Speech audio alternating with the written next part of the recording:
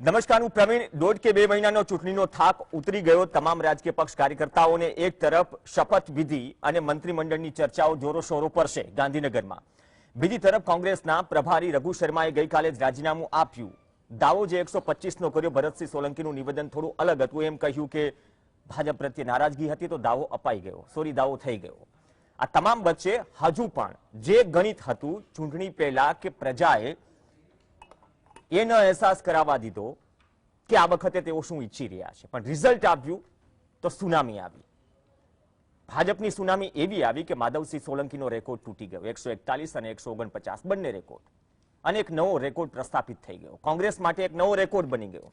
ઇતિહાસમાં સૌથી ખરાબ સ્થિતિમાં વોટ શેર અને સીટની બાબતમાં કોંગ્રેસ ગુજરાતમાં આવીને પહોંચી ગઈ. આ તમામ વચ્ચે જે ગણતરીઓ થોડી અનસોલ હતી ચૂંટણી પહેલા, એ ગણતરીઓ હવે ધીમે ધીમે આંકડાઓ આવતા, આપણે પોસ્ટમોર્ટમ શબ્દનો પણ ઉપયોગ નહીં કરીએ કેમ કે આંકડાઓ આવી ગયા, પોસ્ટમોર્ટમ શું કરવાનું, પણ જે પડદા પાછળ થઈ રહ્યું હતું અથવા તો પડદા પાછળ કોના માટે સારું થઈ રહ્યું હતું, કોના માટે ખરાબ સાબિત થયું, ઘણી બધી ચર્ચાઓ હતી. શું આમ આદમી પાર્ટી જીપીપી નું અપડેટેડ વર્ઝન છે? શું આમ આદમી પાર્ટી વોટ કટવા એલજેપી જે બિહારની ચૂંટણીમાં જોયું ચિરાગ પાસવાન એ સ્થિતિમાં આવી કે ભાઈ રાજ્યમાં બીજેપી સામે, કેન્દ્રમાં બીજેપી સાથે? આ તમામ પરિસ્થિતિઓમાં જનતાએ જનાદેશ આપ્યો, સૌએ માથે ચડાવવો પડશે.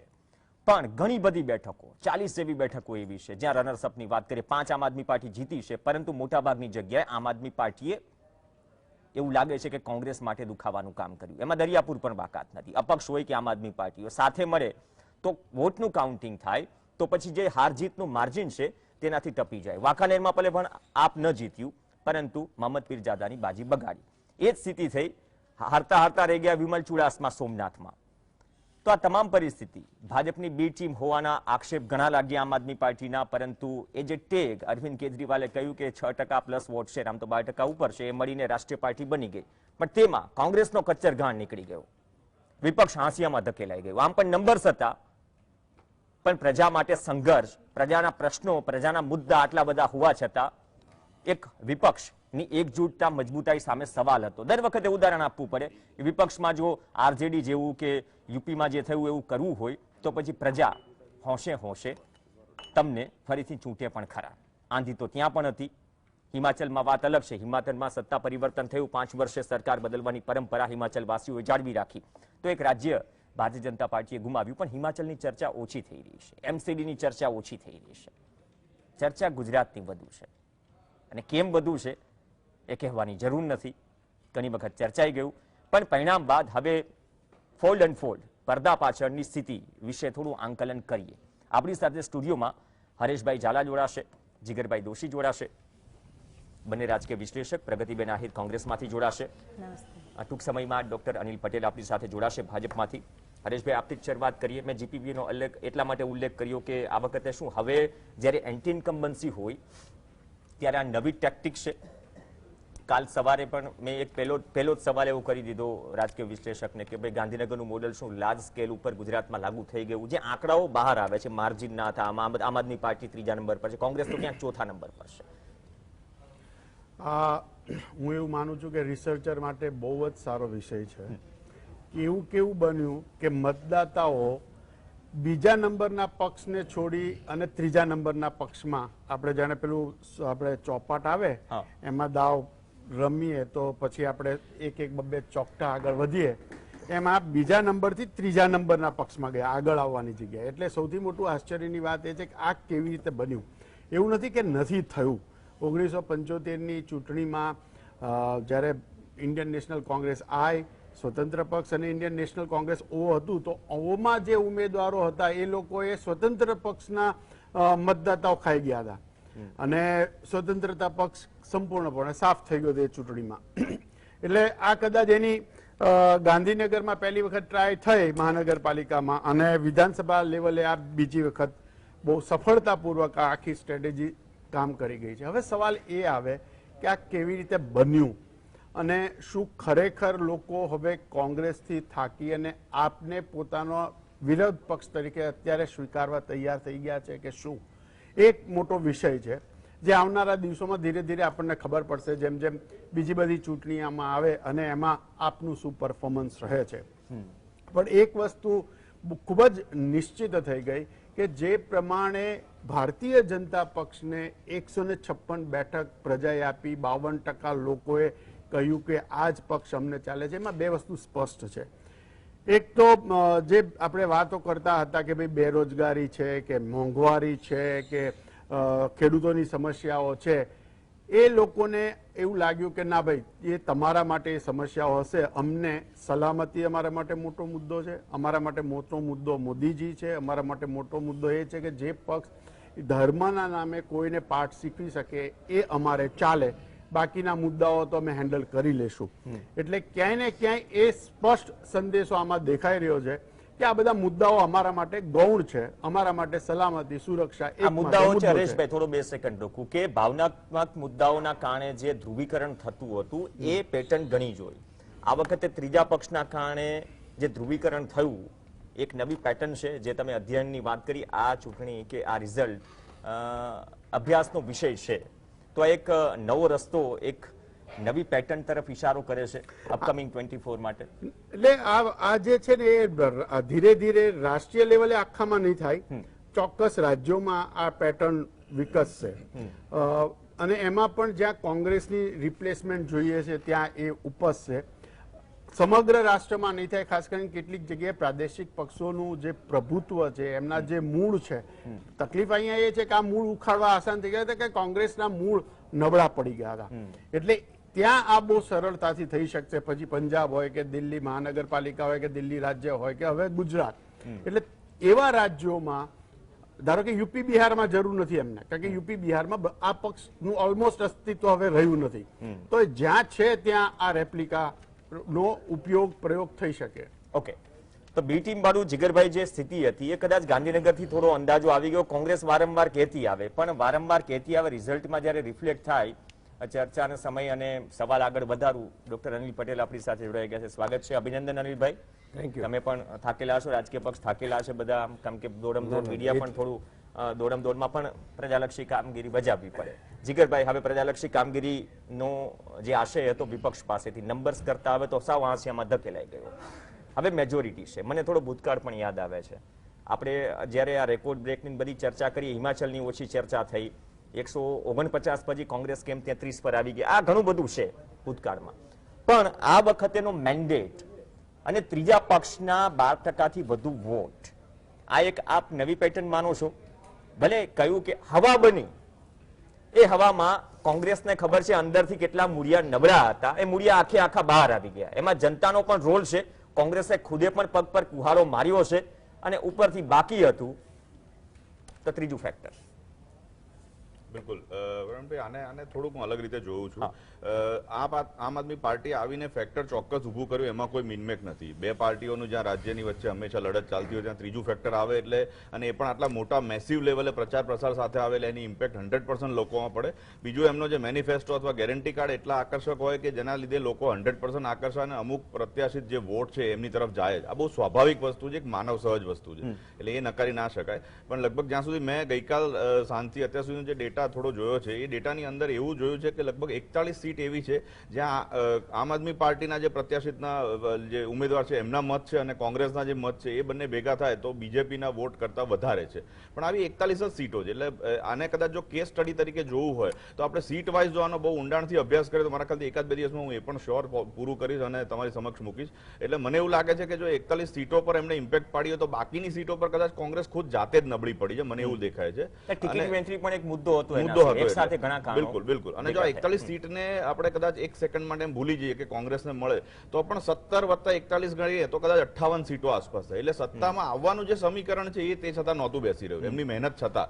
એટલે મને એવું લાગે છે કે ત્રીજી પાર્ટી ઇમ્પેક્ટ ચોક્કસ કર્યો, પણ એ એટલો બધો ઇમ્પેક્ટ જગાવવામાં સફળ નથી રહી કે કોંગ્રેસને સંપૂર્ણપણે નેસ્તો નાબૂદ કરે. મને એવું નથી લાગ્યું. કદાચ મારા ખ્યાલથી એમનું છેલ્લું આ હશે કે જે આટલું ખરાબ રિઝલ્ટ છે.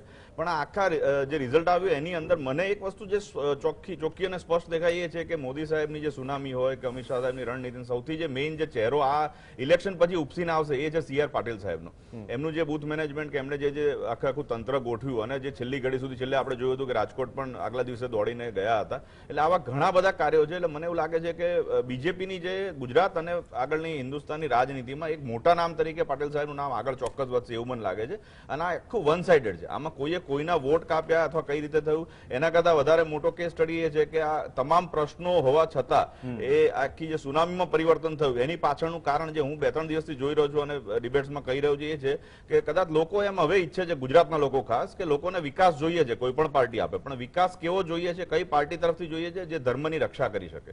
એટલે આ એક સ્ટેટમેન્ટ અથવા એક જે ટેગલાઇન છે ને એ કદાચ લોકોના મનમાં બિલકુલ ફિટ છે કે બીજેપી શાંતિપૂર્ણ વાતાવરણ સાથે અમને શાસન સ્ટેબિલિટી વાળું આપી શકે. અને સ્ટેબિલિટી એ બહુ જ મોટો ઇમ્પેક્ટ કર્યો એવું મને ક્યાંક દેખાય છે કે સતત 20 વર્ષથી એક જ ચહેરો હોવો બીજેપીમાં મોદી સાહેબ અને શાહ સાહેબનો, એ પછી અહીંયા નીચેના લેવલે પણ એમને જે ચહેરાઓ મૂક્યા એ લગભગ નિર્વિવાદ ચહેરા હતા, ચાહે આનંદીબેન પટેલ હોય, વિજય રૂપાણી હોય કે ભૂપેન્દ્રભાઈ પટેલ હોય. નીચેના લેવલ ઉપર ક્યાંક ને ઘણા બધા ગજગરા હતા, પણ એક ઉપરનો જે ફેસ હતો એ એમને 100% નિર્વિવાદ રાખ્યો છે ઘણા અંશે. એટલે એનો ઘણો ક્યાંક ને લોકોમાં એ મેસેજ ચોક્કસ ગયો છે કે આ જે સ્ટેબિલિટી વાળી પાર્ટી પણ મેસેજ ગયો છે. સોરી, વિધિન ધ પાર્ટી પણ જે ગજગરા બિલકુલ મેસેજ ગયો છે કે છેલ્લા એક મહિના ની જો ટાઈમલાઈન જોઈએ આપણે જાણીએ છે કે શું સમાચાર આવતા, કઈ બાકી નથી નારાજગીમાં કોઈને મનામણા કરવામાં. લુણાવાડામાં તો 1-2 દિવસ પહેલા જે JB પટેલે અપક્ષ ઉમેદવારી નોંધાવી હતી ત્યાં હારી બીજેપી, કોંગ્રેસ તો છેલ્લે સુધી પ્રયાસો થયા છે. પણ પ્રગતિબેન, સ્ટેબલ રહ્યો છે 2002 ચૂંટણી બાદથી, તમારો વોટ શેર વધ્યા, તમારી સીટો વધી, પણ આ વખતનું રિઝલ્ટ એ સીધો સંદેશ છે કે ભાઈ જો કોંગ્રેસ આ માનસિકતામાંથી બહાર નહીં આવે, વિપક્ષ તરીકે પોતાને પ્રસ્થાપિત નહીં કરે, કેમ કે વિપક્ષમાં છો તો પણ જવાબદારી છે, તો પછી તમને વિપક્ષ તરીકે પણ રિપ્લેસ કરી નાખશે. એક તો રૂટ્સ અંદરથી નબળા થયા, સંગઠન એક બહુ મોટો સવાલ, અને ઉપરથી આમ આદમી પાર્ટી. પહેલા તમને લાગ્યું કે કોમ્પિટિશન છે જ નહીં વિપક્ષમાં, હવે કદાચ વિપક્ષમાં પણ કોમ્પિટિશન થઈ ગઈ. બે વિપક્ષના પૂર્વ મતલબ વિપક્ષના નેતા, બે પૂર્વ, પરેશ ધાનાણી, સુખરામ રાઠવા, કેટલા દિગ્ગજો હાર્યા તમારા. બાકી શું રહ્યું જ્યાં સુધી ગુજરાત કોંગ્રેસની વાત કરીએ તો? પ્રવીણભાઈ, પહેલા તો GSTV અને એમના દર્શકોની માફી ચાહું છું કે ગઈકાલે મારે 6 થી 7 માં પહોંચવાનું હતું, પણ કાલે એક તો મૂડ ઓફ હતો. જેમ કે અમારા ઘરમાં જ જુઓ તો અમારા સિસ્ટરની ડોટર છે રડીને અડધી થઈ ગઈ હતી કે કોંગ્રેસ હારી ગઈ છે, તો એ બધું હતું. અને માથું બહુ દુખતું હતું, દવા લઈને સુઈ ગઈ હતી એટલે પહોંચી નથી શકી, એટલે માફી ચાહું છું પહેલા તો. બીજું એ કે કોંગ્રેસ પાર્ટીના જે જીતેલા તમામ ધારાસભ્યશ્રીઓ છે એ બધાને ખૂબ ખૂબ અભિનંદન. અનિલભાઈ અને ભારતીય જનતા પાર્ટીને ખૂબ ખૂબ અભિનંદન કે 156 બેઠકો સાથે આપ ચૂંટાઈને આવ્યા છો. અને આશા રાખીએ છીએ કે ગુજરાતની અંદર જે મોંઘવારીની વાત હતી કે યુવાનોના જે પેપરો લીક થતા હતા એમાં એ તમામને તમે ન્યાય અપાવી શકો અને મોંઘવારીને કાબૂમાં લાવી અને સાચો વિકાસ કરી શકો એવી શુભકામનાઓ આપું છું. માનું છું પ્રવીણભાઈ કે અમારા શીર્ષ નેતૃત્વની ક્યાંક ખામીઓ રહી હશે, કે અમારા જે તમે કહ્યું કે મૂળિયા કે ટિકિટોની વેચણીમાં અમે ચોક્કસથી એ બાબતમાં બેસી અને વાત કરીશું, ચર્ચા કરીશું. અને જેમ કે કાલ અમારે જવાબદાર રઘુ શર્માજીએ જવાબદારી પોતે બધી સ્વીકારી અને રાજીનામું પણ આપ્યું છે અમારા પ્રભારી ગુજરાત. કારણો એકથી વધારે છે, કેમ કે આજ વસ્તુ દરેક ચૂંટણી હાર્યા પછી કોંગ્રેસ વાત કરે છે. દરેક ઇલેક્શન બધું ભેગું થયું. પ્રવીણભાઈ, હું માનું છું કે કોંગ્રેસ પાર્ટી હારી છે. આપણે લોકશાહીમાં જીવીએ છીએ, કોઈ પણ પક્ષની એક જ પક્ષની જીત થવાની છે, પણ જે રીતે કોંગ્રેસ પાર્ટીની ઓછી સીટ આવી છે એના તમામ કારણોને અમે સાથે બેસી અને ચોક્કસથી ચર્ચા કરીશું. અને પણ મને એક બાબતમાં ગઈકાલે ભલે બપોરે હું સુઈ ગઈ હતી, પણ રાતે પછી બેસી અને આખી રાત મેં તમામ સીટોના આંકલન કર્યા, જોયા. આપણે ખબર જયારે ઇલેક્શન પતી ગયું પછી આપણે જોતા હતા કે ભારતીય જનતા પાર્ટીમાંથી અમુક નેતાઓની ઓડિયો ક્લિપ્સ વાયરલ થઈ હતી કે ભારતીય જનતા પાર્ટીના જ લોકોને હરાવવા માટે થઈને કારનામા કરવામાં આવે. અને ઘણા બધા એવા જીતના ઉમેદવારો છે કે એમને પણ ખુદને ખબર નથી કે અમે આટલી લીડથી જીતી રહ્યા છે, જેમ કે એ પોતે ગ્રાઉન્ડ લેવલ પર ગયા હતા. સમજાતું નથી કે આ જનાદેશ છે કે જનાદેશને બનાવવામાં આવ્યો છે. સમજો પ્રવીણભાઈ. પ્રગતિબેન, એ નથી સમજાતું કે કોંગ્રેસના ઉમેદવાર કેમ હાર્યા એ પણ કન્ફ્યુઝનમાં છે, ભાજપના ઉમેદવાર કેમ જીત્યા એ પણ કન્ફ્યુઝનમાં છે. તમે બંને તરફ વાત હા, કરી પણ હું એ જ કહું છું, અમારા જે હાર્યા છે એના માટે ચોક્કસથી અમે ચિંતન કરીશું અને અમારી જે બી ભૂલો હશે એને સ્વીકારીએ છીએ, છતાં પણ જનાદેશને શિરોમાન્ય માન્ય છે. પણ આપણે, તમે જ કદાચ સિટીના કે કોઈ ગામડાના જે ધારાસભ્યો જીતેલા છે એમને ભારતીય જનતા પાર્ટીમાંથી પૂછશો ને તો એમને બી એ વિશ્વાસ નથી કે એટલી જંગી લીગથી એ કેવી રીતે જીત્યા છે. એ ક્વેશ્ચન માર્ક છે. પણ આપણે જોયું છે ને, જો અમે મર્યાદાઓ છે બંને પક્ષની, નથી વાત કરી રહ્યા ને. પ્રવીણભાઈ, આ વસ્તુ પ્રગતિબેન. એવી છે કે અમે મીડિયા દ્વારા અમને લોકોને ખ્યાલ આવ્યો હતો કે ભારતીય જનતા પાર્ટીના જ નેતાઓના આવા ઓડિયો ક્લિપ્સ વાયરલ થયા છે કે જે એમના જ ઉમેદવારને હરાવવા માંગતા હતા, છતાં પણ એ જંગી લીગથી જીતીને આવ્યા છે. તો એટલા માટે એક ક્વેશ્ચન માર્ક થયો છે. એટલા માટે હું વાત કરી રહી છું કેમ કે દર્શકો જુએ છે તો દર્શકોએ પણ સેમ જો વસ્તુ આક્રોશ સાંભળી છે, છે. મુદ્દાઓ ઘણા બધા છે, એ કદાચ તમે ન પહોંચાડી શકે. સતત 27 વર્ષથી વિપક્ષમાં છો. સાયલેન્ટ મુદ્દા- પ્રચારના કારણે કોંગ્રેસ સાયલેન્ટ થઈ ગઈ પૂરી. ના, પણ હું એવું માનું છું હા. કે મુદ્દા નથી પહોંચાડી શક્યા એ બાબતને બિલકુલ બી હું ના માની શકું, કેમ કે અમારા નેતાશ્રીઓથી માંડીને અમારા કાર્યકર્તાઓ બધાએ સાથે મળી અને એ જે 8 વચનો અમારા હતા, જે મુદ્દાઓ હતા, જે લોકોને પ્રશ્નો હતા, એને ઘરે ઘરે સુધી પહોંચાડવામાં અમે સફળ રહ્યા છે. એટલે જ સાવ એવું નથી કે કોંગ્રેસ પાર્ટીને વોટ જ નથી મળ્યા, છતાં પણ આજે હું ગઈકાલે તમારા પ્રતાપ ઇમરાન પ્રતાપગઢીને બપોરે હું સાંભળતો હતો. આ સવાલ સેમ કરાયો કે રાહુલ ગાંધીને કેમ દૂર રખાય. આનો પરસેપ્શન મૂકી દે, આ સવાલ તો થવાનો જ હતો કોંગ્રેસ કે બીજેપી માંથી. પણ એને એમ કહ્યું કે રાહુલ ગાંધીને એટલા માટે ગુજરાત ન લવાયા કે સ્થાનિક મુદ્દાઓની ચર્ચા થાય. હવે એ સ્થાનિક મુદ્દાઓની ચર્ચા તો ઠીક, પણ એ મુદ્દાઓને બહાર આવી એગ્રેસિવલી કેમ્પેનિંગની જે જરૂર હતી. તમે જાણો છો મોરબીની દુર્ઘટના, પેપર લીક, બધી તોમતનામું પણ બહાર પાડ્યું હતું સારા એક કલર પેજના ફ્રન્ટ પેજ સાથે. અંદર ઘણા બધા આંકડાઓ પણ હતા, પણ એ આંકડાઓ છતાં વિપક્ષ તરીકે પણ કોંગ્રેસ પર વિશ્વાસ નથી એવું માની લઈએ.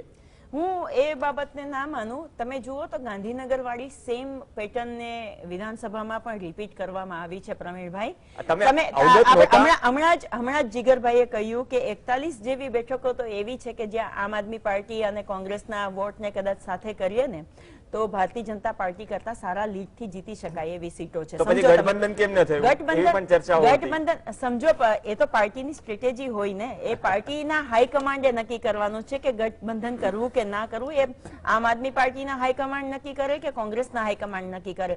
પણ કોંગ્રેસના કાર્યકર્તાઓ જે રીતે મહેનત કરી રહ્યા હતા, જે ઘરે ઘરે 8 વચનોને પહોંચાડવામાં જે મહેનત કરી છે, એ કાર્યકર્તાઓને હું તો આજે બિરદાવું છે કે અડીખમ કોંગ્રેસની સાથે 27 વર્ષથી શાસનમાં ના હોવા છતાં પણ એ કર્યું છે. અને હજી પણ હું જયારે અહીંયા ડિબેટમાં આવતી હતી અને મેં જયારે ફેસબુકમાં મૂક્યું ત્યારે મને કેટલા બધા કાર્યકર્તાઓનો ફોન અને મેસેજીસ આવ્યા કે પ્રગતિબેન ઇલેક્શન હાર્યા છે, હિંમત નથી હાર્યા, એટલે મજબૂતીથી ત્યાં રહેજો અને ત્યાં કોંગ્રેસ પાર્ટીનો અવાજ તમે બની હિંમત ઘણી વખત મુદ્દાઓ અને જનતા પણ હારી જાય છે કે અમારા માટે બોલનાર કોણ. મીડિયાની પણ મર્યાદા છે. ડોક્ટર અનિલભાઈ પટેલ, આ વખતે જો કોંગ્રેસ કહી રહી છે ટેક્ટિકલી પોલિટિકલી વાત તમે પણ કરશો, પ્રગતિબેન પણ કરશે, કોંગ્રેસ પણ કરશે, આમ આદમી પાર્ટી તો છે નહીં. એ થોડું ચાલચિત્ર થોડું 2-2.5 મહિનાથી બદલાઈ ગયું છે, કેમ નહીં ખબર નહીં. અને એક પ્રશ્ન એ પણ છે કે વિધાનસભામાં જશે તો રાજકીય આભડશેડ કેમ રખાઈ રહ્યો છે એ કદાચ બંને પક્ષો પર છોડીએ. પણ પહેલા અભિનંદન 156 માટે રેકોર્ડ બ્રેક લાવ્યા, જવાબદારી પણ વધી છે.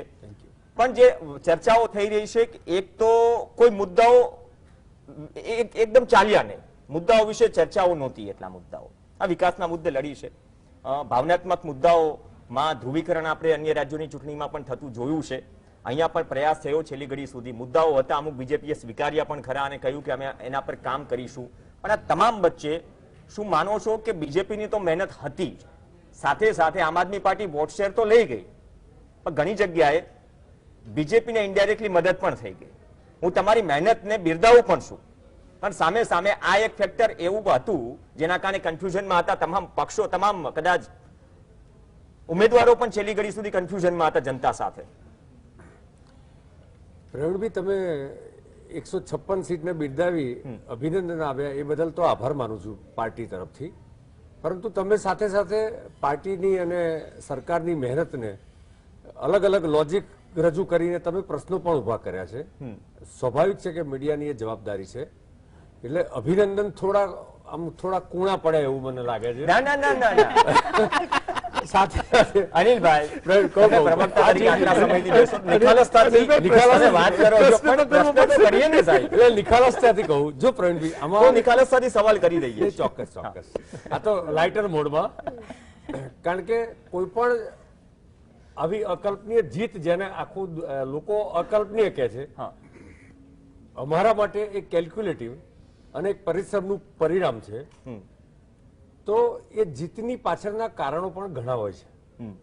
પણ અહીંયા મેં હરેશભાઈને તો પૂરા સાંભળ્યા નથી, પણ બે લોકોને સાંભળ્યા, પ્રગતિબેન ને જીગરભાઈને. જો કોઈ પણ તમે ગુજરાતનો ઇતિહાસ જો બધી જ વિધાનસભાની ચૂંટણીનો, કોઈ પણ ચૂંટણીમાં ત્રીજો પક્ષ અહીંયા ફાવતો નથી, એ બહુ સ્પષ્ટ છે. તમે ચિમનભાઈના કિમલોપથી સ્ટાર્ટ કરીએ, કદાચ પ્રવીણભાઈ કદાચ આપનો જન્મ પણ નહીં થયો હોય, હું માનું છું, નહીં થયું હોય તો એ નથી જ થયો. કિમલોપથી શરૂ કરીને કેશુભાઈની પાર્ટી હોય, રતુભાઈ અદાણીની પાર્ટી હોય, શંકરસિંહની પાર્ટી હોય, બધી જ પાર્ટીઓ હોય, જ્યારે તમે 182 સીટ પર લડો છો ત્યારે તમારે 8-10% કરતા વધારે વોટ શેર તો તમને મળી જ જાય છે. નંબર 1. ઇવન કોઈ પોલિટિકલ પાર્ટી ન લડે 182 સીટ પર અને મોટી સંખ્યામાં અપક્ષ લડે તો પણ એનો સરવાળો 8-10% તો રૂટીન પણ થતો હોય છે દરેક ચૂંટણીઓમાં. જીગરભાઈ અને હરેશભાઈ બેઠા છે એટલે કદાચ આમાં વધારે પ્રકાશ પાડી શકે. નંબર 3, અહીંયા 41 સીટની વાત થાય છે, તો દરેક ચૂંટણીમાં જુદા જુદા પરિબળો હોય છે. પ્રવીણભાઈ, આજે કદાચ આપના કેન્ડિડેટો 182 સીટ પર લડી રહ્યા છે. 2017માં આપ નતું તો અન્ય લોકો પણ લડી રહ્યા હતા, ત્યારે બી 35-37 સીટો એવી હતી કે જે નાના માર્જિનથી જેમાં હરજીત થઈ હતી. ક્યાંક ભાજપ જીત્યું હતું 16 સીટમાં અને 17-18 સીટમાં નાના માર્જિનથી કોંગ્રેસ જીત્યું હતું, કારણ કે ત્યારની પરિસ્થિતિને પરિબળો જુદા હતા. ઓકે. પણ વિનિંગ પાર્ટી અને બાકીના સેકન્ડ અને થર્ડ નંબરનો સરવાળો કરીએ આપણે તો ચૂંટણી અને પોલિટિક્સ એ મેથેમેટિક્સ નથી, ઇટ્સ અ કેમિસ્ટ્રી. પોસિબલ બી છે કે જ્યાં આપનો કેન્ડિડેટ સેકન્ડ રહ્યો હોય ત્યાં એ મત કોંગ્રેસને ના મળે ને ભાજપને મળી શકે, અને કોંગ્રેસનો કેન્ડિડેટ સેકન્ડ રહ્યો હોય ત્યાં એ મત કદાચ આપને પણ મળી શકે. જરૂરી નથી કે ના, એવું થયું પણ છે, એવું નથી. 2-4 સીટ લુણાવાડા, નહીં. ગીર સોમનાથ, તમે એવું દરેક થયું છે. ચૂંટણીના- હા, એવું નથી. તમને પણ ડેમેજ કર્યું છે 2-4 સીટ પર. નહીં, એવું નથી. હાર જીત. માણાવદર, વડગામ. અરે પ્રવીણભાઈ, મારી વાત પૂરી થવા દો. એટલે આ મેથેમેટિક્સ નથી, આ કેમિસ્ટ્રી છે. બાકી એક વિનિંગ કેન્ડિડેટ સિવાયના બાકીના બધાનો સરવાળો વિનિંગ કેન્ડિડેટ કરતા વધારે હોઈ બી શકે, ના પણ હોઈ શકે. પણ મારો કહેવાનો મતલબ એ છે કે જે અધર પાર્ટ છે, સેકન્ડ, થર્ડ, ફોર્થ જે કંઈ લડી રહ્યા છે, એમાં એક વ્યક્તિ ના લડતી હોય તો એના મત ઓપોઝિશન જ જાય એવું પણ જરૂરી નથી. એ વિનિંગ કેન્ડિડેટને બી જાય અને ત્રીજા ચોથાને બી જઈ શકે. બરાબર. કારણ કે it's a chemistry, it's not a mathematics. એટલે સરવાળા બાદબાકીનું ગણિત જ નથી.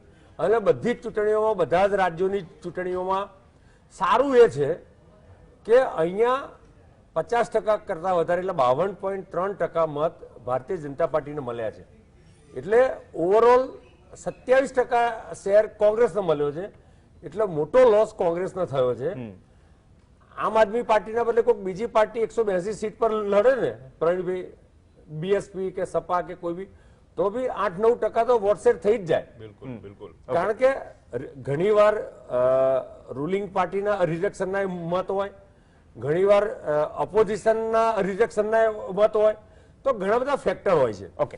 પણ કુલ મળીને પ્રગતિબેને શું કહેવાય કે સબકોન્શિયસ અને શબ્દોનો ઉપયોગ કરીને એમણે કેટલાક પ્રશ્નો ઉભા કર્યા. પરંતુ ભારતીય જનતા પાર્ટીની જે રીતિ રહી છે પ્રવીણભાઈ, અમે અમારી શક્તિઓ વધારીને ચૂંટણી જીતવા માટે પ્રયત્ન કરીએ છીએ. અહીંયા ચર્ચા થઈ કે કોંગ્રેસ હારી, આપ હારી. કોંગ્રેસ હારી કે આપ હારી એ અમારા માટે વિષય નથી. કોઈ પણ પોલિટિકલ પાર્ટી હારે, એ કોંગ્રેસ ન હોય તો આપ બી હારે, ને આપ ન હોય તો સપા બી હારે, ને બસપા બી હારે, ને અપક્ષ બી હારે. એટલે બે પક્ષને હરાવીને, એટલે અમે બે પક્ષને હરાવીને તમે સત્તામાં આવ્યા. બે પક્ષ જે રીતનું નહીં. કેમ્પેનિંગ હતું અમે ને. જીતવા માટે હા. લડીએ છીએ. ઓકે. અને જીતવા માટે પ્રવીણભાઈ જયારે લડીએ છીએ ત્યારે દર વખતે અમારી ત્રુટીઓ જે છે એનું આકલન અમારા ચિંતકો કરે છે. ઓકે. અને એનું આકલન કરીને એનું રેક્ટિફિકેશન કેવી રીતે થાય એના માટે અમે જુડિશિયસ પ્રયત્ન કરીએ. બહુ સારી વાત કરી. તમામ પક્ષમાં અને બીજેપીમાં પણ ચલો આ પરંપરા છે, ચિંતન થાય, આત્મમંથન થાય, ચિંતન શિબિરો થાય, પણ વાત એટલે આ કરીને કે હા, જીત્યા પછી બી અમારું થશે. ટાર્ગેટ જે હતું હા, BJP એની 7-8 સીટો પ્રવીણભાઈ અમે ગુમાવી છે. Okay. તો એ કેમ ગુમાવી છે એનું પણ આકલન થશે. ઓકે, સંશોધન કરીને એની ઉપર પોઝિટિવલી અમે શું કરી શકીએ બંને એ પક્ષ અમે line of આંકલન action કરશે અને પાર્ટી બંને તય કરશે. પક્ષ જે સીટ કદાચ અમુક જગ્યાએ ગુમાવી છે, કોંગ્રેસે વધુ ગુમાવી છે, 5-7 સીટનું બીજેપી કહી રહી છે. પણ એક બ્રેક માટે રોકાઈશું. બે શબ્દ આવ્યા, કેમેસ્ટ્રી અને મેથેમેટિક્સ. કેમેસ્ટ્રી મેથેમેટિક્સમાં એવું પણ હોય કે ઘણી વખત કોંગ્રેસ ચોથા નંબર પર છે, એક સાથે આમ આદમી પાર્ટી, બીએસપી કે સપા હોય અથવા તો અપક્ષ હોય, ઘણી બધી સીટો એવી છે અપક્ષ 3 જગ્યાએ જીત્યા, પણ બાકીની જગ્યાએ ગણિત બગાડ્યું પણ છે, એવું નથી.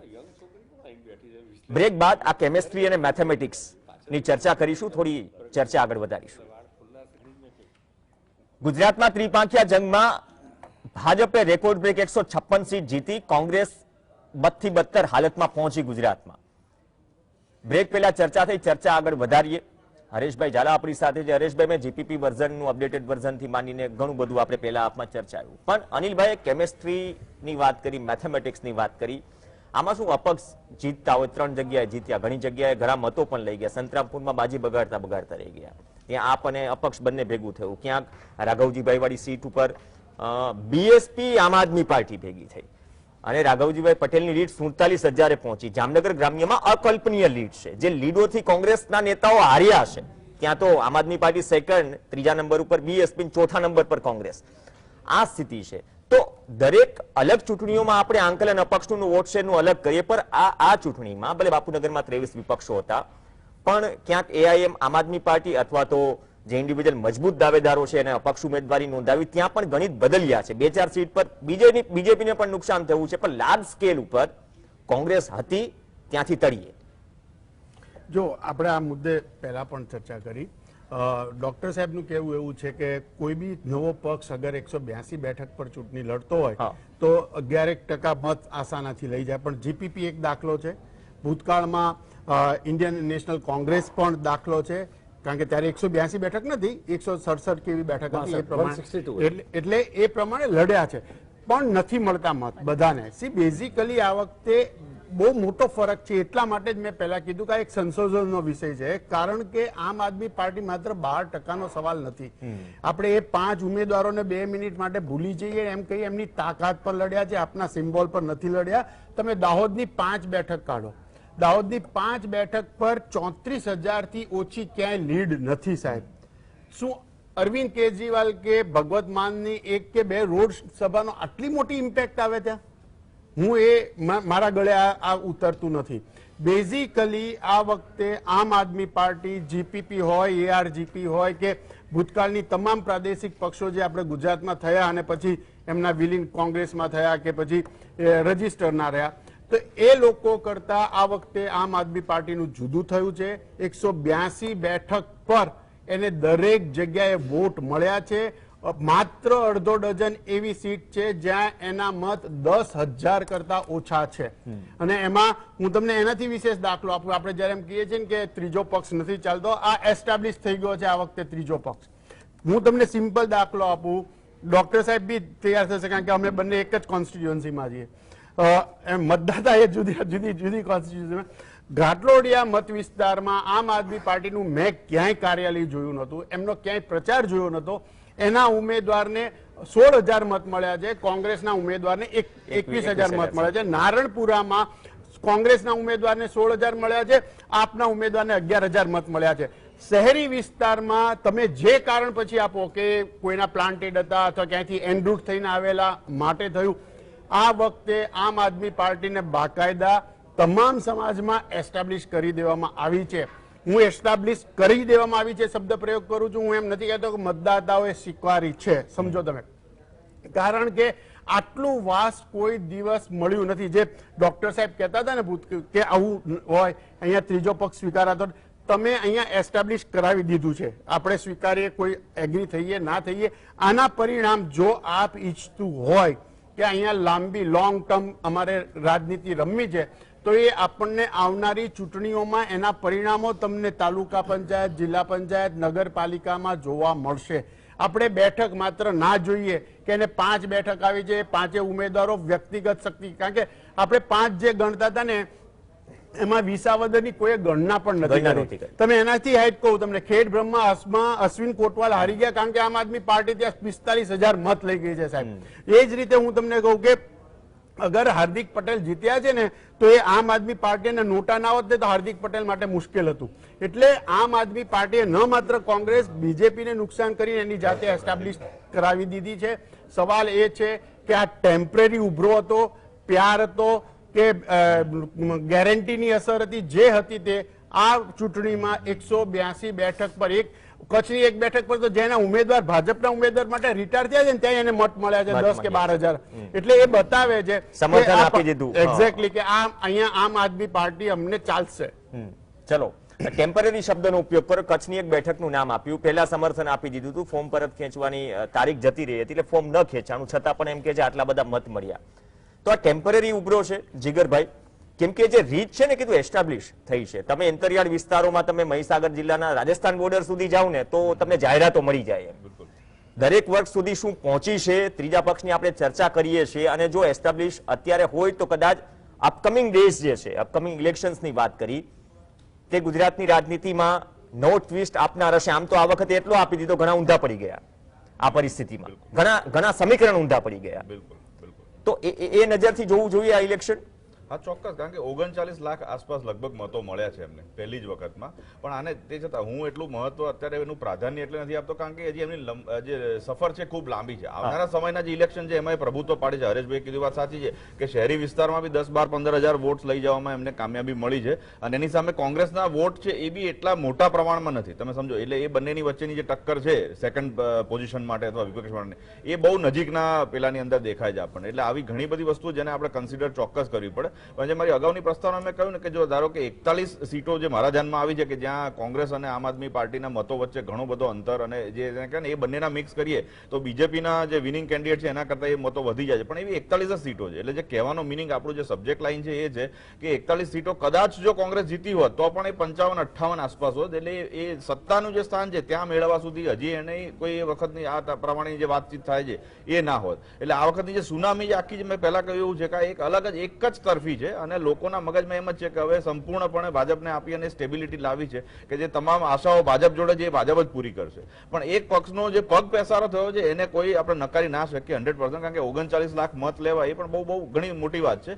ભવિષ્યમાં એ જો ગોવા અને ઉત્તરાખંડ જેવું નહીં કરે અને ગુજરાતમાં સક્રિય રહેશે એમની ટીમ તો કદાચ 100% એ ક્યાંક ને ક્યાંક રોલ ભજવશે. એ પણ મને દેખાય છે.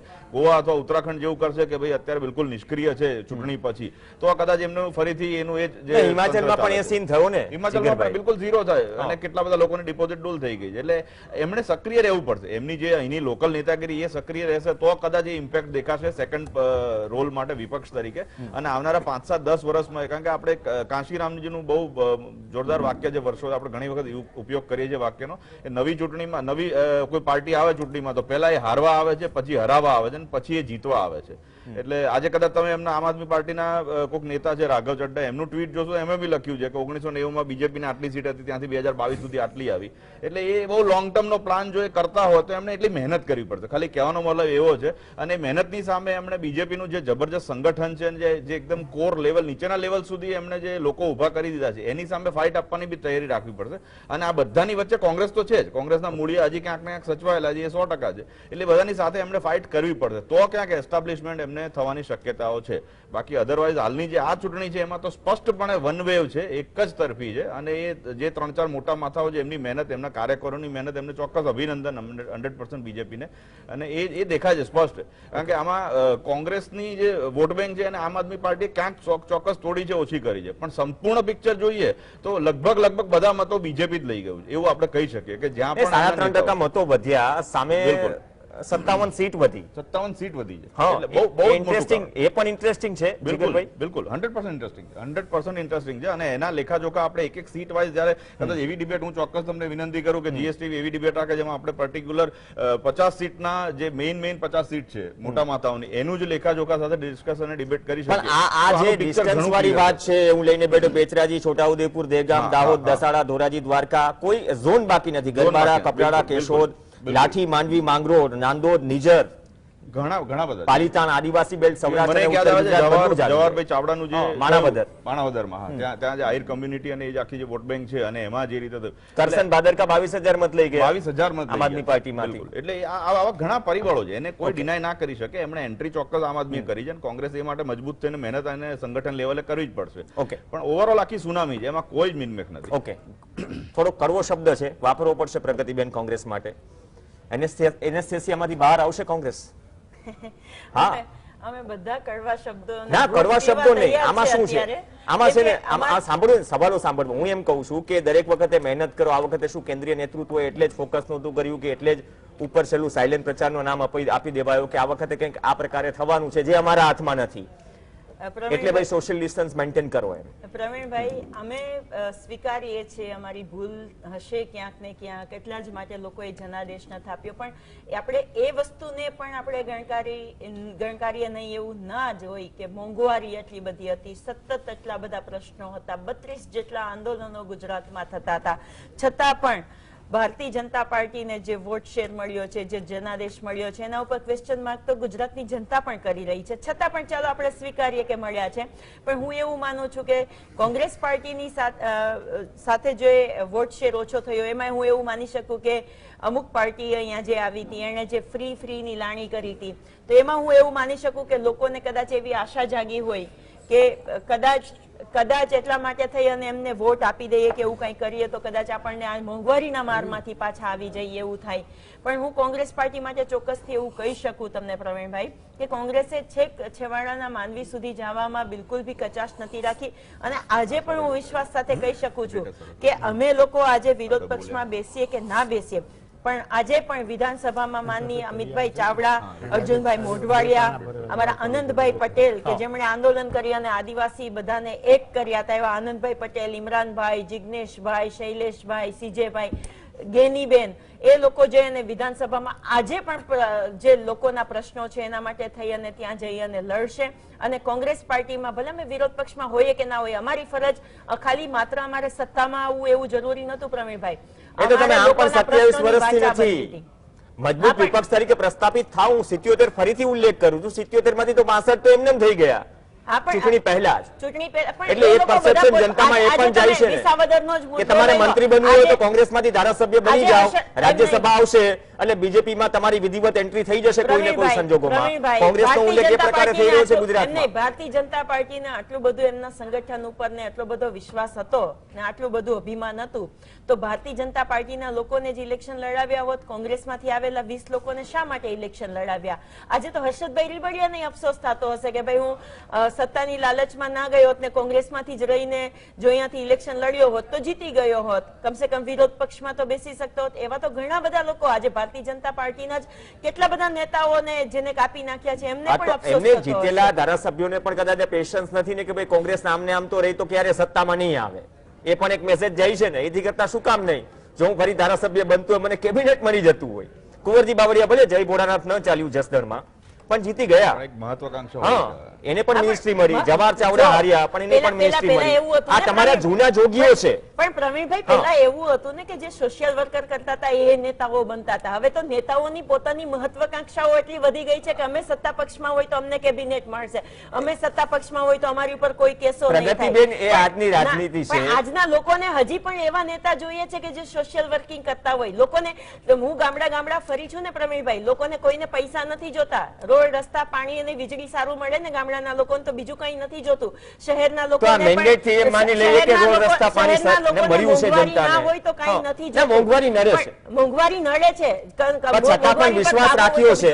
છતાં પણ આ સરકાર પર વિશ્વાસ રાખ્યો છે પ્રવીણભાઈ કે સત્તામાં રહી અને ભારતીય જનતા પાર્ટીએ કોંગ્રેસના નેતાઓ એક તો ધારાસભ્યોને પૂરેપૂરી ગ્રાન્ટ આપીને કામ નતા કરવા દેતા. તો એકવાર જનતાને એવું થયું કે એકવાર સંપૂર્ણ બહુમતી આપી દો તો કમસે કમ કોંગ્રેસ ઉપર બ્લેમિંગ કરવાનું તો છોડે. આજે પણ 8 વર્ષથી સાહેબ ત્યાં દિલ્હીમાં બેઠા, 27 વર્ષથી ગુજરાતના શાસનમાં હતા, છતાં પણ કોંગ્રેસ ઉપર બ્લેમિંગ કરતા હતા. આ વખતે જનાદેશે પૂરેપૂરા ચાલો સીટો આપી દીધી. હવે એવા કામ તો કરે કે કારણસર આવ્યા હતા ને બીજેપીમાં. હા, પણ પણ હવે કમસે કમ પણ એવા તો કામ થાય પ્રવીણભાઈ કે લોકોના કામ થાય. એટલે કોંગ્રેસને હવે એવી આશા સંતોષ છે, રાખીશું. લોકોને ભલે અમે ના, ઘટી ના, ગયા, લોકોના ના, કામ થવા કોંગ્રેસને જોઈએ. સંતોષ નથી. અમે ચોક્કસથી આ બાબતમાં ચર્ચાઓ કરીશું. Okay. અમારા શીર્ષ નેતૃત્વને સાથે મળી અને બધાને સાથે મળી અને ચલો. અમે દિલ્હી પણ જશું, વાત કરીશું અને ચોક્કસથી આ બાબતોમાં અમે વિચારશું. ઓકે, ચલો, ભારત જોડો યાત્રા ચાલી રહી છે. આવનાર દિવસોમાં હા, કદાચ એની તમારી અસર સમય અહીંયા કાઢીને ગુજરાતમાં- ને એમને તેનાથી સમય હિમાચલ કાઢીને પણ જીત્યા છે એના માટે તો શુભકામના ના, આપો કોંગ્રેસને. પહેલા મેં ચર્ચા કરી, એમસીડી ની પણ વાત કરી, હિમાચલ પ્રદેશની પણ વાત કરી, તમામ પક્ષોની આ ન્યુટ્રલ નિષ્પક્ષ ચર્ચા થાય. ના, ના, એ મને ચર્ચા થાય, ખ્યાલ છે. 25-40 એ મને આંકડો ખ્યાલ છે. છે. હા, એટલા અને માટે છેલ્લી અમે અહીંયા અને છેલ્લી ખુલ્લી ઘડીએ વાત ઉસાતુસી કરીએ કેવી છે સીએમ પદ માટે અથવા તો મંત્રીમંડળ માટે એ પણ દેખાડ્યું. પણ આમાં દરેકે શું છે, ખેલદિલીથી થોડું લઈ લેવું જોઈએ. હા, સ્માઈલ પણ આપી અનિલ ખેલદિલીથી પટેલ. અમે ચલો, એટલે જ મંત્રીમંડળની ખુલીને ચર્ચા વાત કરીએ છીએ, પ્રવીણભાઈ. ખુલીને હા, વાત ચલો, કરી ઓકે, આ તો શકીએ.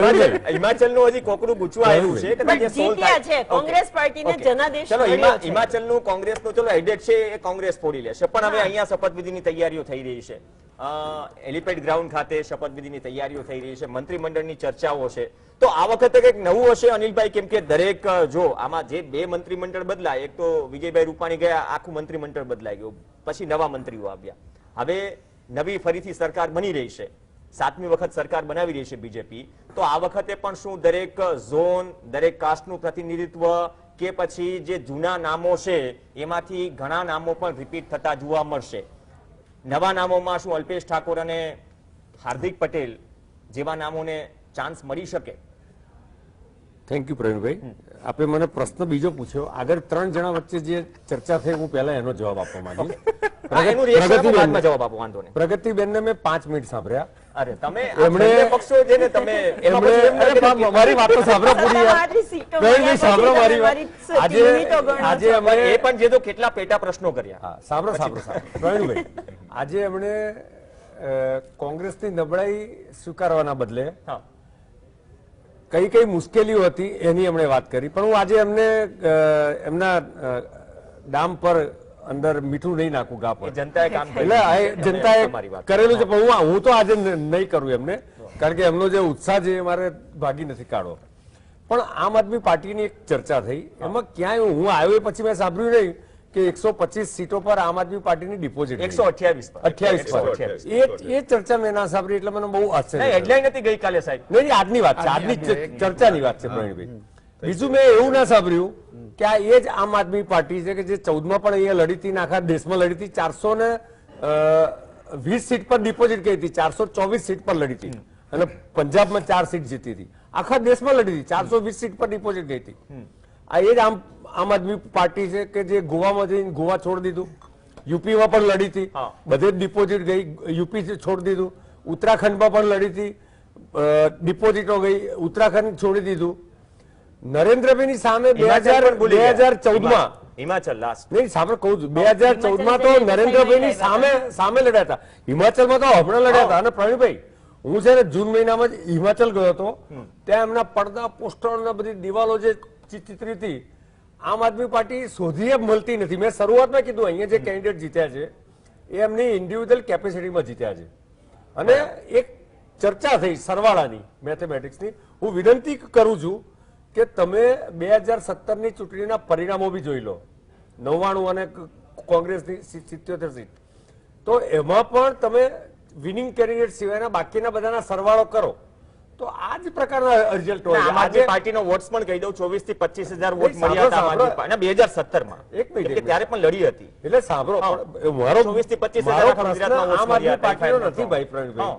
હું એમ કહું છું કે ફર્સ્ટ કેન્ડિડેટ ને સેકન્ડ કેન્ડિડેટ, એમાં બાકીના બધા જે ફેક્ટર્સ છે જે લડતા હોય છે એ લોકોનો સરવાળો બી ઘણીવાર વિનિંગ કેન્ડિડેટ થી ઓછો બી હોય, વધારે બી હોય. દરેક ચૂંટણીના પરિબળો જુદા છે. મેં કેમેસ્ટ્રી કીધી. ઓકે, ઇવન દરેક સીટના પરિબળો પણ જુદા છે. તમે ઇન્ડિવિડ્યુઅલ જેમ જીગરભાઈએ કીધું ને એમ એક એક સીટનું, જો આપણે રાજકીય બૌદ્ધિકો, અમે લોકો તો પાર્ટીના પ્રતિનિધિ છીએ, પણ રાજકીય બૌદ્ધિકો વિશ્લેષણ કરે છે, પ્રિડિક્શન કરી શકતા નથી.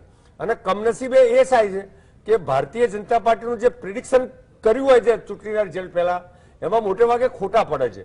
એટલે એ ખોટા પડવાનું બી એક દર્દ હોય છે. એટલે પછી વિશ્લેષણમાં મારી મચડીને એવું હોય છે વિશ્લેષણ કે ભાઈ આ સફળતા ભાજપની નથી પણ ફલાણા લોકો હારી ગયા.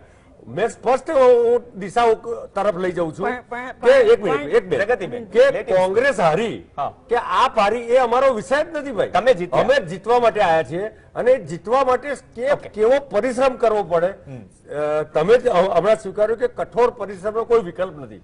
એ નરેન્દ્રભાઈ એક પ્રધાનમંત્રી તરીકે કરે છે, ભૂપેન્દ્રભાઈ એક સીએમ તરીકે કરે છે, જગત પ્રકાશ નડ્ડા એક રાષ્ટ્રીય પ્રમુખ તરીકે કરે છે, CR પાટીલ એ પાર્ટીના પ્રમુખ તરીકે કરે છે. એ જ રીતે પ્રવીણભાઈ અમારા જેવા નાના નાના કાર્યકર્તા પણ આ પરિશ્રમ કરે છે અને આ પરિશ્રમ હું ખાલી 10 સેકન્ડ કહું, આ પરિશ્રમ ફક્ત રાજકીય નથી. હું તમને એક જ દાખલો આપું કે CR પાટીલના નેતૃત્વમાં અને ભૂપેન્દ્રભાઈના માર્ગદર્શનમાં અમે પાર્ટીના સંગઠને સુપોષણ અભિયાન ઉપાડ્યું હતું. લગભગ 6-7 મહિના થયા અને એ અભિયાનમાં 48,000 સેમ બાળકો એટલે સિવિયરલી જે માલનરીશ બાળકો હોય એને દર મહિને અમે એને ન્યુટ્રિટિવ ફૂડ આપીએ, એના ઘરે જઈએ, એની મેડિકલ તપાસ અમારા ડોક્ટરો દ્વારા થઈ અને આ સતત 5 થી 6 મહિના એક અમે પ્રયત્ન કર્યો. આની ચર્ચા પણ થઈ, આની સ્ટોરી પણ થયેલી છે અનિલ. પણ એટલે હવે આપણે થોડા મંત્રીમંડળ પર એટલે આ મહેનત કરી છે, આખા સેવાકીય કાર્યો કર્યા. હવે મંત્રીમંડળ પર આ વખતે શું નવું જોવા મળે? એટલે મારું વિશ્લેષણ પૂરું થઈ ગયું. આપ મને મંત્રીમંડળનું પૂછો. હા, તો હવે મંત્રીમંડળનો સવાલ થઈ ગયો ને અનિલભાઈ. અચ્છા, મંત્રીમંડળમાં સવાલ થઈ ગયો કે ફરી નવા ચહેરાઓ વધારે હશે આ વખતે. જો આમાં જ્યારે ગુજરાતની જનતાએ આટલા જબરજસ્ત આશીર્વાદ આપ્યા છે ત્યારે અમારી જવાબદેહી વધી જાય છે અને ખૂબ ગંભીરતાથી જે પ્રજાની આકાંક્ષા અપેક્ષાઓ છે એ પૂર્ણ કરવા માટે પરિશ્રમ કરવો, જે પરિશ્રમ કરતા હતા ગુજરાતને અગ્રેસર રાખવા માટે. હું એમ કહેતો નથી કે ભાજપના રાજમાં અગ્રેસર થયું છે, ભૂતકાળમાં બી હતું, પણ નરેન્દ્રભાઈના આયા પછી અગ્રેસર રહેવાની સ્પીડ પણ વધી, એનો સ્કેલ પણ વધ્યો. એટલે અગ્રેસર ગુજરાત અને બાકીના રાજ્ય વચ્ચેનો એક મોટો ગેપ રાખીને આ જ રીતે અગ્રેસર રાખવા માટેનું મંત્રીમંડળ આવનારા સમયમાં આવશે. જે નરેન્દ્રભાઈનું હું એ જ કહું છું ડ્રીમ છે. ના, એ બરાબર છે, પેરામીટર્સ ચેક કરશે. હું એમ કહું છું કે જે જૂના મંત્રીઓને જેને ઘણા લડ્યા પણ નથી, પણ જે ભૂપેન્દ્રભાઈની સરકારમાં જે મંત્રીઓ હતા એમાંથી પણ શું ઘણા નવા ચહેરાઓ આ વખતે જોવા મળશે કે કેમ કે 1 વર્ષમાં ઘણી બધી ચેલેન્જીસ પણ આવી છે સરકાર સામે અલગ રીતે. જો એમાં પ્રવીણભાઈ ના, એ ઓપોઝિશન સવાલ પૂછી લેશે.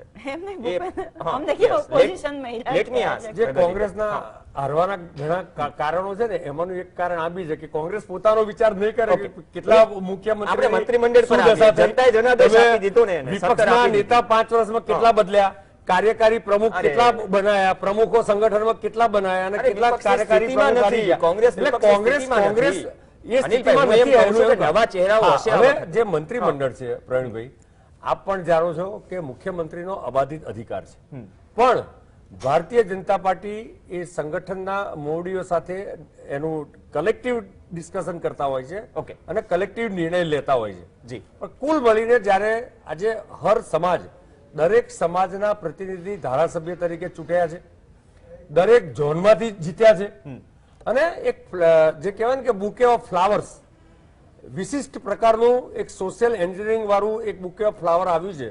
મને લાગે છે આવનારા સમયમાં ભૂપેન્દ્રભાઈના નેતૃત્વમાં એવું મંત્રીમંડળ આવશે કે જે નહીં ફક્ત અગ્રેસર ગુજરાત રાખશે. તમારું જો ધ્યાન હોય તો 15 જુદી જુદી પોલિસી ભૂપેન્દ્રભાઈએ પોલિસી ઉપર કોઈ બીજી ડિબેટમાં વાત કરીશું. સમયનો અભાવ છે, સમયનો અભાવ છે. પણ બુકે ઓફ ફ્લાવર જે અનિલભાઈ શબ્દનો વાપર્યો 20 સેકન્ડ છે. 15 પોલિસી બનાવીને 1 ટ્રિલિયન ઇકોનોમી બનાવવાનું પાયો તો ભૂપેન્દ્રભાઈએ નાખી દીધો છે ભાઈ. ચલો, પાયો નાખ્યો, પણ 20 સેકન્ડ જે બુકે ઓફ ફ્લાવર્સ થી એવું માની લઈએ કે આ વખતે ઘણા બધા નવા નામો હશે. 20 સેકન્ડ છે હરીશભાઈ. જો એ મુખ્યમંત્રીનો પ્રેરોગેટિવ છે, એના વિશે હું કઈ બોલું એ અતિશયોક્તિ કહેવાય. બંધારણ એમના હાથમાંથી ઉછમી ના શકું. એ એમના પાર્ટી અને એમના મુખ્યમંત્રી જે બી કાલ ચૂંટાશે એ એમનો અધિકાર છે, એટલે એમને કોને રાખવા કોને ના રાખવા એ નક્કી કરે. પણ એક જ વસ્તુ ડોક્ટર સાહેબને કીધું કે ડોક્ટર સાહેબ તમે આવ્યા ને એ પેલા ભાજપ કયા મુદ્દે જીતી, લોકોએ કયા મુદ્દે ભાજપને મત આપ્યા, કયા મુદ્દા અસ્વીકાર, એ વાત થઈ ગઈ છે અને આપના સવાલો પૂછવામાં આવ્યા એટલે આપના જવાબ અપાયા છે. અને આ બીજી વાત કે ચા પણ ઠંડી થઈ ગઈ હતી. પણ જે રીતે આ સ્થિતિ છે, પણ મંત્રીમંડળમાં કોણ કોણ હશે એ પણ સંભવિત ચહેરાઓ ચાલી રહ્યા છે. બીજી તરફ હિમાચલ પ્રદેશમાં પણ સમયનો અભાવ છે. એક જ પ્રગતિબેન. 20 સેકન્ડ 10 સેકન્ડ પ્લીઝ કમ્પ્લીટ કરો. પછી અનિલભાઈ કહેશો બોલ્યા બોલવા હતા કે નહીં. રાજકીય વિશ્લેષકો નું જે વિશ્લેષણ, પણ હું એવું કહેવા માંગુ કે જ્યારથી ભારતીય જનતા પાર્ટી સત્તામાં આવી ને ત્યારથી રાજકીય વિશ્લેષકોએ કોઈ એવું નહીં વિચાર્યું, એના વિશ્લેષણો ખોટા પડવા માંડ્યા છે. અને કોઈ પણ એક પણ રાજકીય વિશ્લેષકે ગુજરાતની પરિસ્થિતિ જોયા પછી એવું વિશ્લેષણ તો નહીં જ કર્યું હોય કે 156 બેઠક સાથે ભારતીય એટલે જનતા તો પાર્ટી કોંગ્રેસ આવશે. બધી ગમાવે છે. એટલે અમને જે જનતાનું ફાયદો અને છે ને, રાજકીય વિશ્લેષકોનું પણ હવે પ્રગતિબેન, ખોટું અમને પડે જે છે. ફાયદો છે ને, ગણતરીઓ ઉલટી એ પડી આપણા છે. વિશ્લેષણથી અને ઘણી કોંગ્રેસ બધી બ્રહ્માને છે. ગણતરીઓ ઉલટી પાડવામાં આવી પણ છે. આ પરિસ્થિતિઓમાં ચર્ચા રહેશે મંત્રીમંડળની, ચર્ચા રહેશે હિમાચલની, કે ત્યાં પાંગતૂટની આક્ષેપો થઈ રહ્યા છે તો સીએમ કોણ બને છે, મંત્રીમંડળમાં કોંગ્રેસના જ કોણ આવે છે બનશે. એઝ ઇટ ઇઝ એમસીડીમાં. આભાર અનિલભાઈ, પ્રગતિબેન, જીગરભાઈ અને હરેશભાઈ ચર્ચામાં જોડાયા. આ સાથે ચર્ચામાં હાલ બસ આટલું જ. નમસ્કાર.